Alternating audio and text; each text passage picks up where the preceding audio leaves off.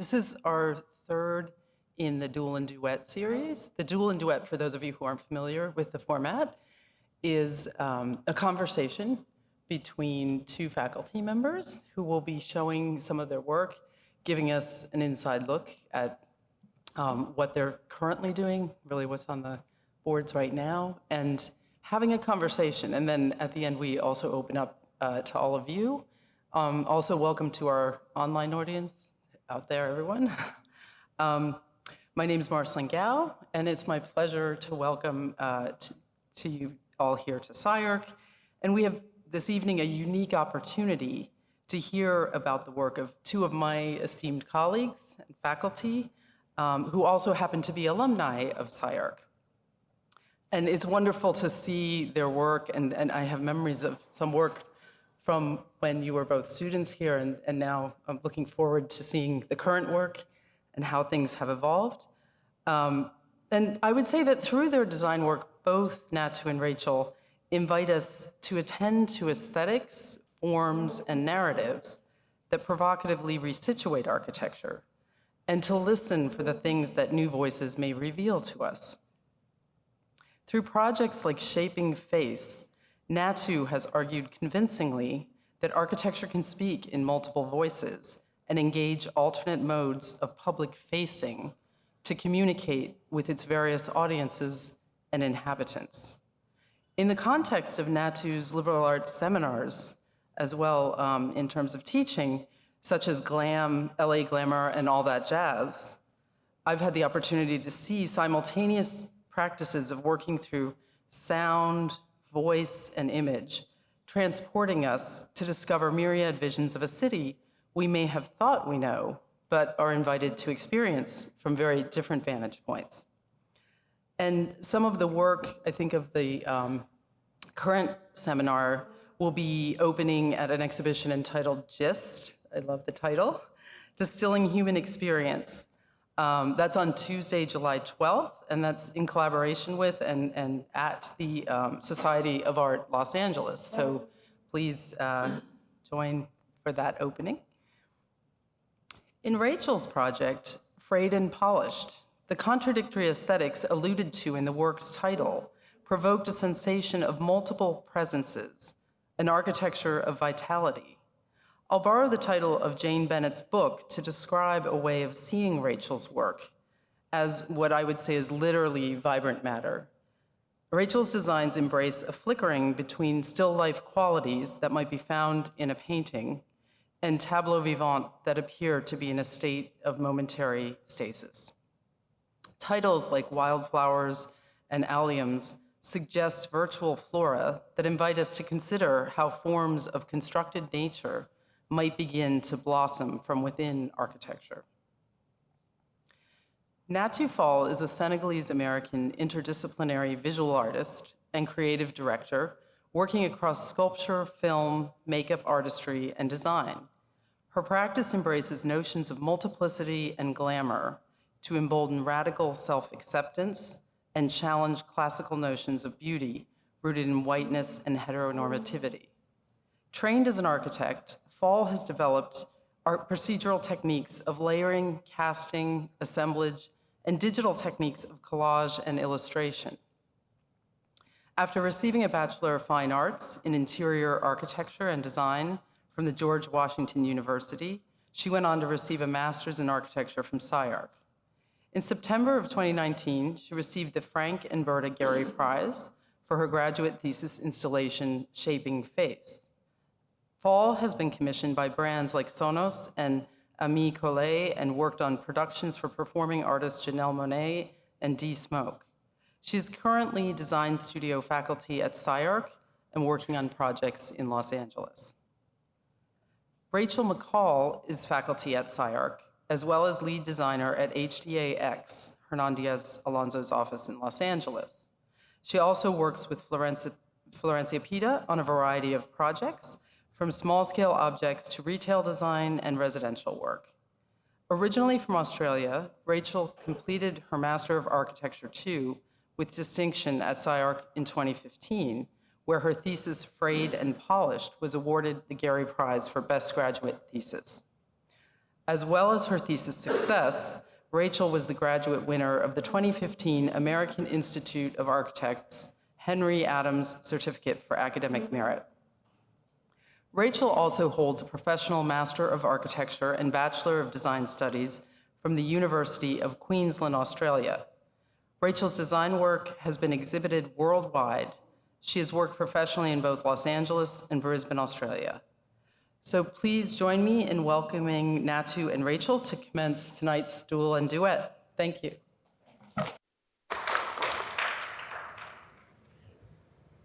Thank you, Marcelyn, for such a kind and generous introduction and for all your support.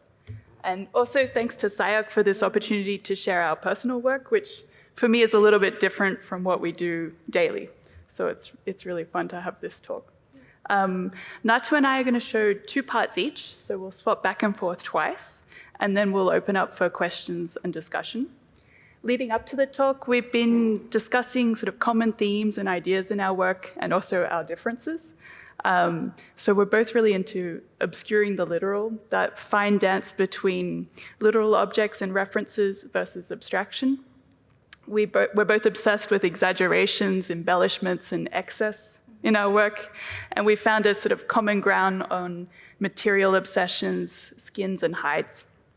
And then on the contrary, our differences, I would say At.Natou's a little bit more into narrative, film, and storytelling, whereas I love incorporating these cinematic and animation ideas into my work, but at the moment, as Marcelyn mentioned, it's a little bit more still.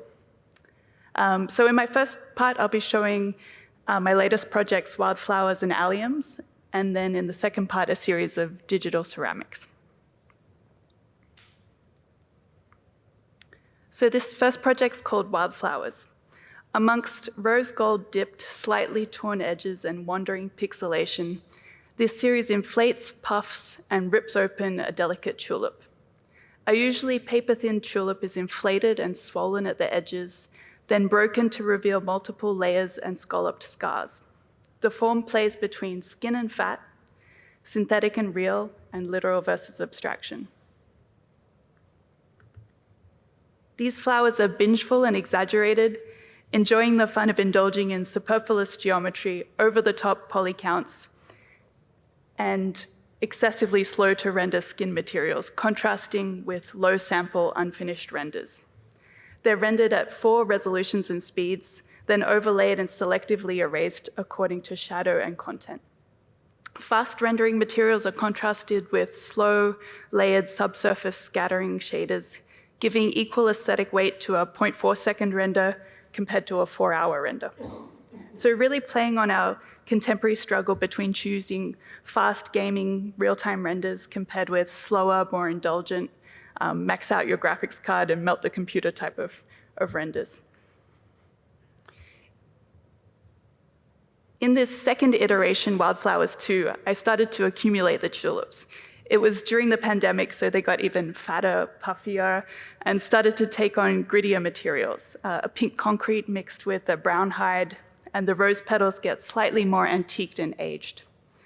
I was constantly playing with the juxtaposition of being able to read the flower, compared with getting distracted by intricacy, edge loops, and small metallic studs.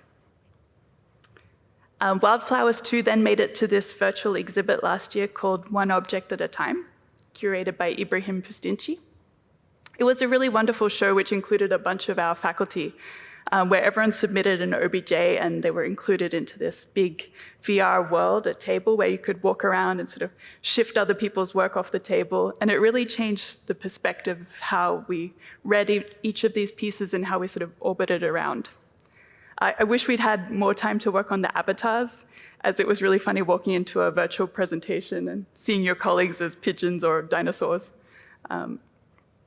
So I think all of these projects really came out of a series of mini projects about scalloped edges and really refining the edge detail.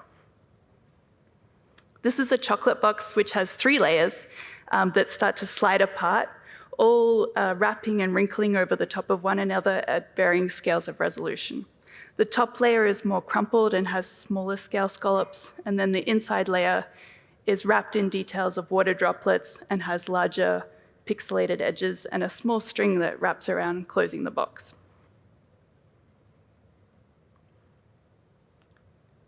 Zooming in, the chocolate box transforms into more of a Nutella hide, where overlaid post-production textures, bulges, and heightened contrast take the chocolate box into something a little bit more fleshy or skin-like. I keep testing out these ideas of frayed and layered form in 3D prints as well as digitally, seeing how far and how thin I can push a particular nylon 3D print. This was another dancing copper pumpkin for Halloween a few years back, once again taking a very literal pumpkin form, exploding it, carving it, and layering it with alphas of liquids and smoke, further distracting the eye and blurring the reading of the form. I feel like a lot of these ideas of liquids, smoke, and oil lead back to my earlier work where I developed this series of edgeless primitives out of paused fluid simulations. I became obsessed with the idea of edgeless form and how close we could get to this impossibility. All of this came out of liquids, so each mass is inherently edgeless.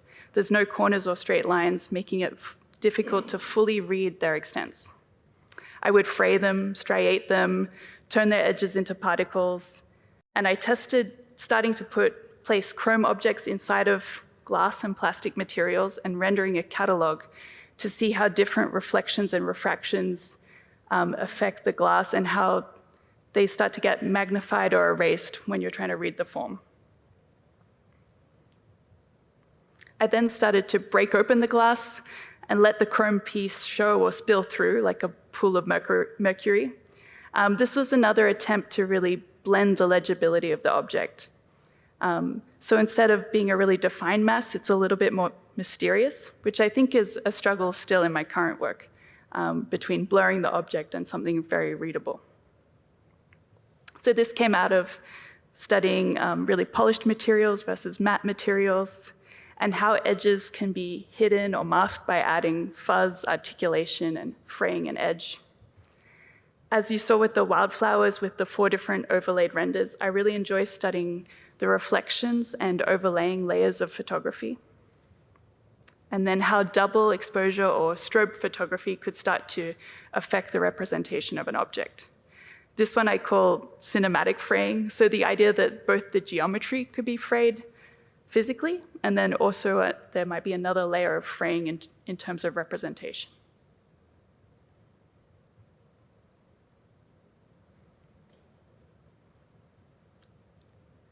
And then right now I'm working on a new set of primitives, which have some edges. They're called pinched form. And they're less about liquid mass, but instead focus on creases, bubbles, and blistering.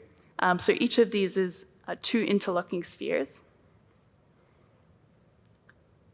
And of course, then I start to wrap and hide them in iridescent jackets, which slowly transition from glossy, less readable forms into fuzzy hide flower vases. So I'm continuously testing the boundaries between shiny and matte materials and the different effects they could have on a pinched object. So let me hand over to Natou. All right. So the first part I'm calling perception, the state of being or process of becoming aware of something through the senses. This first project is a film called Kanam. This was one of my sort of initial, during the pandemic, sort of working through having a lot of time in my interest and revisiting some ideas that I've sort of been developing or had looked into during my time in thesis. So the whole concept for this was initially sparked by my personal discomfort with the label artist.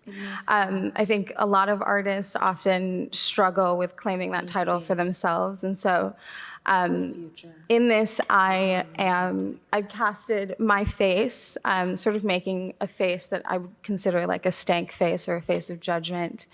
And through the sort of materializing it using plaster, working through some sort of cinematic techniques, camera movement techniques, really using the film as an opportunity to play on language and sort of layer meaning and sound. So the name of the project, Kanam. Kanam is a word in Wolof that has multiple meanings. It means front, it means face, it means future, depending on how the word is used. And so in this piece, I sort of, it's a sort of performance of this like sort of breaking through or sort of working through this self-doubt and sort of revisiting my origins. This next series of images is from a show I did last summer called Faciès. The face as a marker for ethnicity or race, or as a marker for racial discrimination, aspect, form, expression, or characteristic of a face, mineral composition and structure of a rock. This show was a response or a critique of physiognomy, a science which seeks to link physical appearance, especially of the face, with inborn character traits, including emotional capacity and intelligence. This was a science used to sort of argue that African-American features indicate sort of natural subservience and laziness. Fussy, I redefined for myself as the reduction, the abstraction of a face and its features to an object void of ethnic origin, earthen, manipulated to create variation in composition, color, and effective expression. In the show, comprised of two expressions, the calm, which we see here, and the critic, which we saw in the first project, Kanam, are rendered in silica and gypsum. And the exhibition itself was rooted in sort of challenging how we experience and mitigate our reflex to categorize and judge. In this piece, this was also from the show, is a piece I call MMBB, or Minding My Black Business, sort of working through different techniques of changing or sort of editing the cast or the molds that I was working from. And so in this piece in particular, all of them were treated with more of a cosmetic application rather than the materials being sort of plaster and silicone meeting in the middle. They're entirely plaster and sort of use paint and sort of writing with paint to create these sort of textures. This piece is an untitled monochrome set, a sort of continuation of several techniques or treatments that I've been studying, and this one is inspired particularly by a makeup artist, Damien Dufresne, who uses or sort of creates these large sort of abstract paintings on the face. Both cosmetic and formal, this set is an exploration in sort of excavating at a larger scale. In that initial slide, you'd see sort of architectural figures pulled out of silicone, leaving sort of gaps or pockmarks. Here we see the face sort of fragmented, where those silicone pieces were actually pulled out entirely, leaving gaps in the face, and how we might understand the features in their sort of combination or lack thereof. So in the same thread of fragmentation and excavation, this is sort of bringing us to a project born from a project. I feel like there's a lot of that sort of working on something and realizing the idea has different ways of sort of permutations. So from the cast, this is a set of sort of 70 right now, ongoing. I'm still casting these from the same mold. And really sort of interested in breaking, reconfiguring, and with this, I sort of focused on the teeth in this piece. Thinking about how to actually engage with the mold in different ways than I have been. Filling it less, using different materials to make molds, like plasticine to get impressions to then pour plaster into, pull out of. Sanding things down, sort of thinking through scale and the uncanny. And so this led to what I am calling, and this is my sort of relatively new jewelry brand called Acid Teeth. This again came from an obsession of casting and recasting the teeth from that original mold. And these are all made, the sort of inaugural collection for the brand is a series of fluorescent earrings varying in shape, finish, and scale. For me, everything is a loop, a cycle. The beginning is the end, and the end is the beginning. And with that, we return to the continent. Senegal's main exports are oil, gold, fish, phosphate, and salt. These images were taken by photographer Adrian Morris of salt hills and harvesters in the area that surround Lac Rose, 2 hours outside of Dakar, the capital. Bare plaster becomes salt, and painter's plastic becomes water, nestled, stacked together. They hint at these vast landscapes of large white masses shaped by a few hundred people who spend their days knee-deep in salty pink water. My recent works, or my recent works in progress, I guess I would say, have been heavily influenced by this idea of collection and consumption. And so here we see a fisherman sort of making repairs to his net. And this is a piece I currently have I've been developing. In this, we can imagine sort of water, salt, plastic pinching together to create a body that flows, cradles, and ripples, as changing and unchanging as the tide.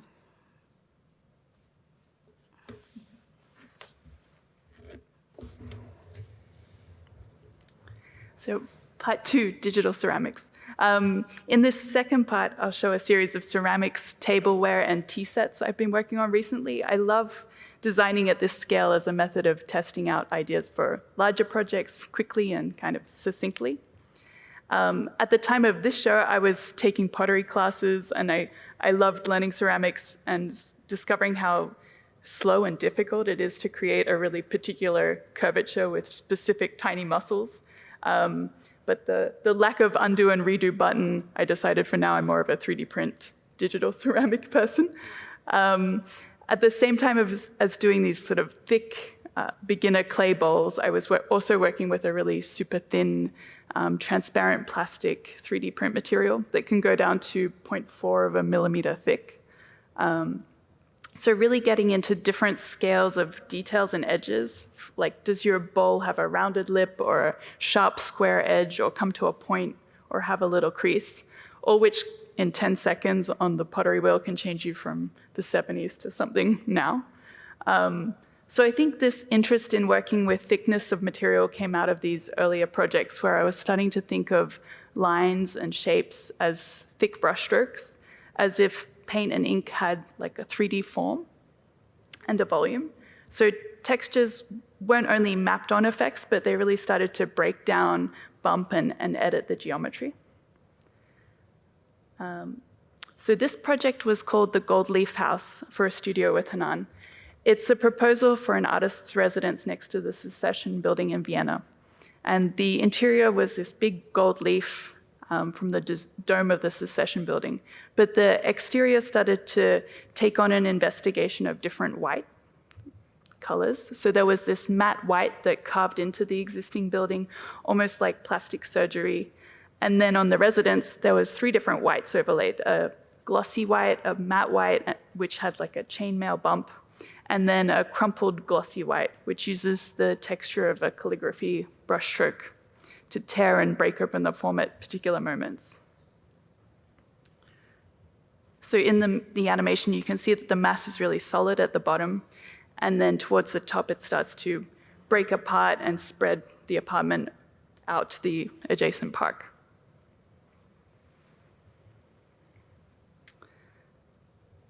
So although the interiors are a little bit extravagant, they're all contained within gold leaves, which rip and tear, containing and exposing interior spaces. All of the interior is rendered in a single gold shader, but has different bumps and articulations throughout. This articulation varies in resolution from highly polished and smooth to a little bit more tiled and pixelated. And I think these interior moments really transferred into the next few ceramic pieces I'll show you. So this is a recent set of 2 pours on a tray. These pieces were all about those tiny little pinches in a very regular form, and really pushing the idea of monochromatic space. I've been watching a lot of cooking shows, and I love the way fine dining chefs think about color and layering of textures and scale on the one plate. And as you saw in the renders, I was playing again with the idea of overlapping 4 different render speeds: super pixelated, really slow glass, and then faster milky white and slightly metallic materials. This second iteration was a lunchbox set. I love studying Japanese and Chinese ceramics, particularly the tea sets and like the to-go containers. Here I'm flickering between 3 almost impossible material combinations. So like a clear microwave-safe Pyrex mixed with a waxy purpley pink, and which has some subsurface light coming through, and then a green spotted styrofoam. And then finally, this final tea set has 3 teacups and 2 large canisters, mixing together references from Turkish tulip teacups with waxy and glassy materials almost melting together. Here I'm layering up the renders, pixelating dark spots and shadows, and letting the geometry start to peel away from itself at the edges. Thank you. Cool. Back to Nat. All right. Are we okay? Yep. Awesome. This next section I'm calling presence, the absence of, the creation of. What I mean by presence is literally being present in space. This is a film I co-directed with Zeina Koreitem, another SCI-Arc faculty member, for the 2021 Spring Show, titled Making a Scene. With this, we were playing with the double entendre of the meaning, or the phrase, mise en scène, which we defined making a scene as being the process of both framing an image and embodying it, to produce a screen so that scenes can be seen. Soldiering through of incredibly challenging times.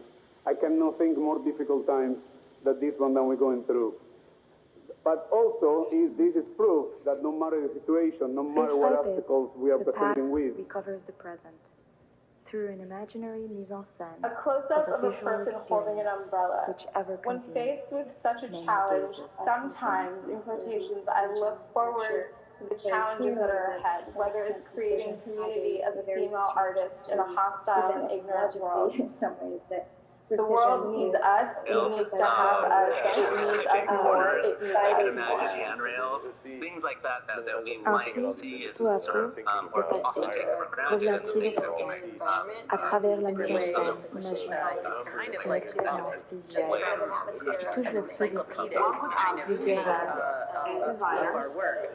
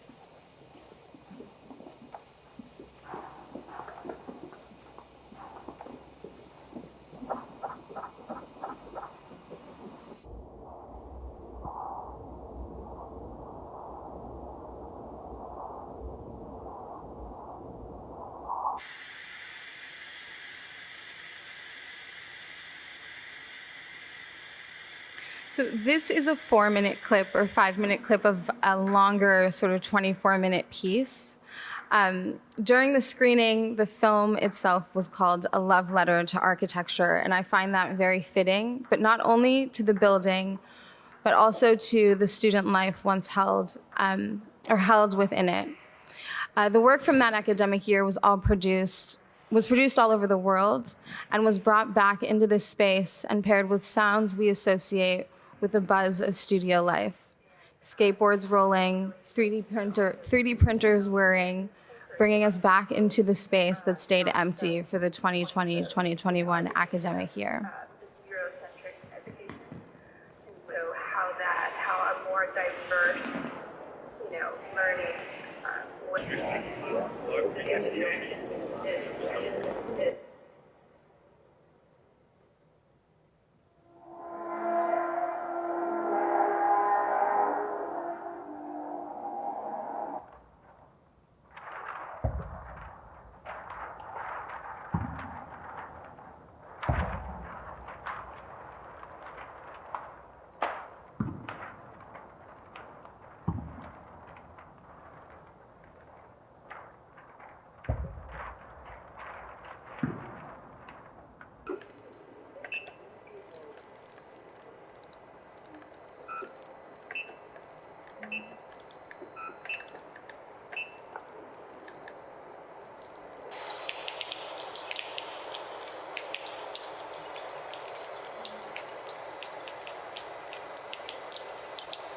questions raised here today to just changes in the curriculum alone are not enough.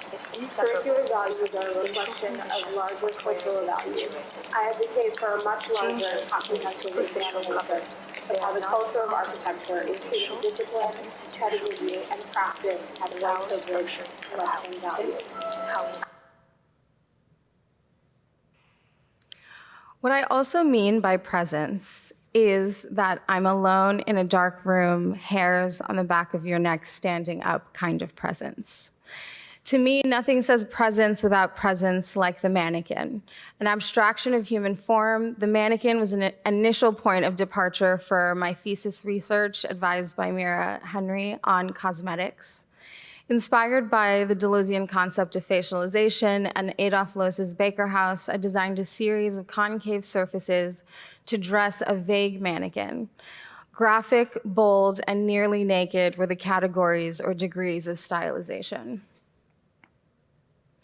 Another project that started during the pandemic was my desire to sort of revisit that particular piece and the sort of concept. Before I started, I created what I call a vibe deck. If you haven't noticed already, I like to play with words.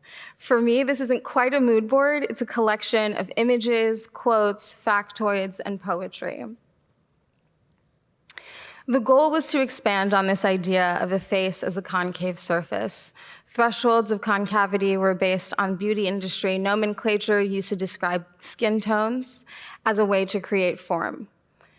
Shallow surfaces, fair, the sort of more extreme surfaces, deep. And the result was a few pieces of furniture in a furniture collection inspired by French Victorian arts and crafts and modern furniture styles.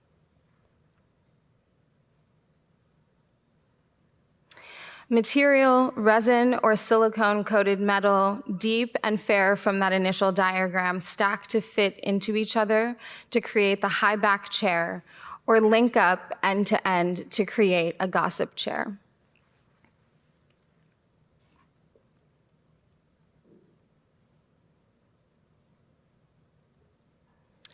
Narrative is a driving force for most, if not all, of my work, trying to understand what makes up life, our experiences in community, our experiences alone.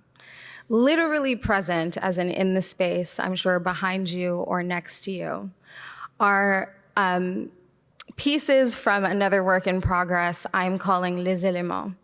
This project takes the ready-made mannequin and thinks of it as a tool divorced from the language of fashion. Here, the mannequins become game pieces, covered in phrases, my duty, my grief, my faith, my skin, my hair, my people, my name, my place, my spirit. The pairs represent the spectral extremes of how we understand gender, race, and physicality in Western society. Presented in pairs and groups, they produce an opportunity to construct narratives in the past, present, and future. In the space, between black and white, male and female, lies a thread infinite in potential and love. In Timmy Skelly's music video for Higher Love, I put this approach to narrative building to the test, with talent this time.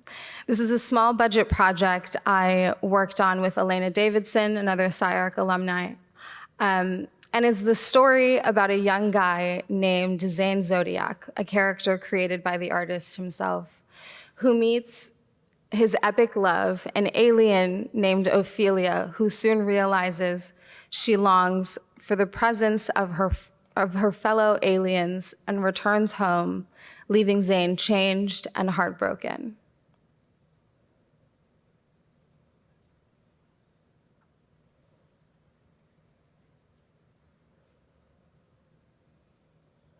Director, creative director, makeup artist, I really got to wear all of my hats in this project. I'm really excited to sort of continue developing my sort of narrative building, screenwriting, directing skills along with all the rest. And as Marcelyn mentioned, this summer I introduced this technique I've been working on to a few students in a visual studies class I'm calling GIST. We have a show opening next Tuesday in downtown with Society of Art Los Angeles. As a class, we wrote a screenplay and designed mini stage sets. Come if you can and bring your imaginations. Thank you. Cool.